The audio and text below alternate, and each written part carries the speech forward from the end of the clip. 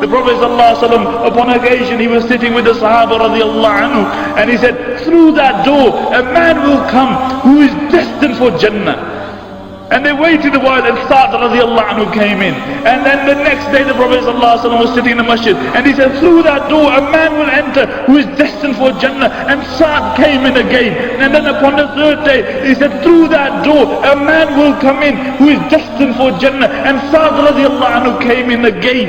Abdullah ibn Amr ibn As radiallahu anhu, who was sitting next to the Prophet ﷺ, he wanted to know what was the reason for Sa'd being destined for Jannah. So he made an excuse to remain in the company of Sa'd radiallahu anhu. And he's remained in his company for a day, and he's observing his worship. Nothing spectacular. He worships like other people do. Then he observes him the next day. Nothing spectacular. He worships like the other Sahaba do. And then he observes him the third day, and there's nothing spectacular about his worship. And upon the third day, he mentions to Sa'd, he says, the reason I accompany you for 3 days was because I heard the Prophet ﷺ say this, and I wanted to know what was the reason for you being destined for Jannah. And Sa'd radiallahu anhu said, this is my worship. This is how I worship every day. Nothing more, nothing less. And when Abdullah ibn Amr ibn As radiallahu anhu was walking away, then Sa'd radiallahu anhu said, one thing does come to my mind.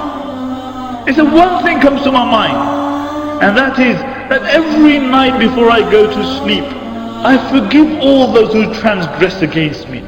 Subhanallah, this is a man who fought in the battle of Badr. This is a man who fought in the battle of Uhud. This was a man who defeated the superpower of his time. But what is he being given Jannah for? Forgiving other people. Something that we regard as very trivial.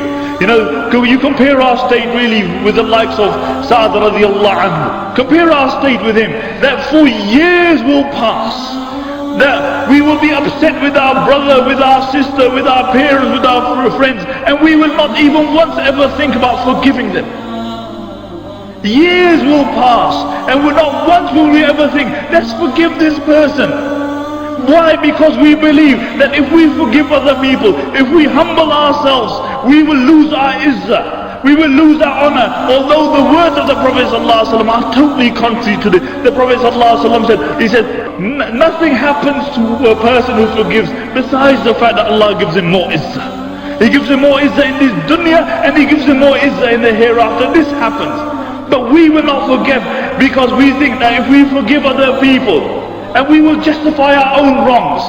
You know, every person here, analyze yourself, that we transgress the laws of Allah subhanahu wa ta'ala every single moment of our life, 100 times a day, and we want Allah to forgive us, but we are not ready to forgive other people. But we are not ready to forgive other people.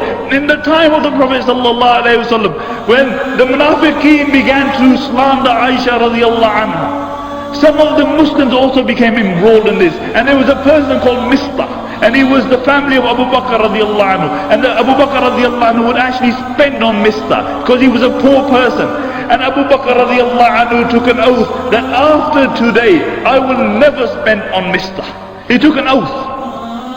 And then Allah revealed the verses in the Qur'an, that those who have, to the effect, that those who have the ability to spend on other people, they should not take oaths.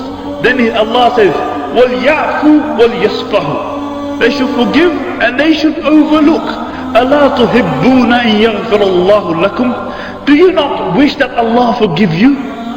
And when these verses were revealed, Abu Bakr radiallahu anhu, he said, indeed we want Allah to forgive us. And then he broke his own oath, and he took another oath that he would never stop spending on Mistah. He would never stop spending on Mistah. What was the sin of Mistah? Let me tell you. The sin of Mistah was that he said that the wife of the Prophet ﷺ, Aisha radiallahu anha, and the daughter of Abu Bakr was having an affair with another person. But you look at Abu Bakr, when Allah revealed the verses in the Qur'an, even Abu Bakr radiallahu anhu, he took an oath that he would never stop spending on Mistah. And Ibn Kathir rahmatullah alayhi mentions over this ayat, he said, Ajza min jins amal. He said, Allah will forgive you how you forgive other people.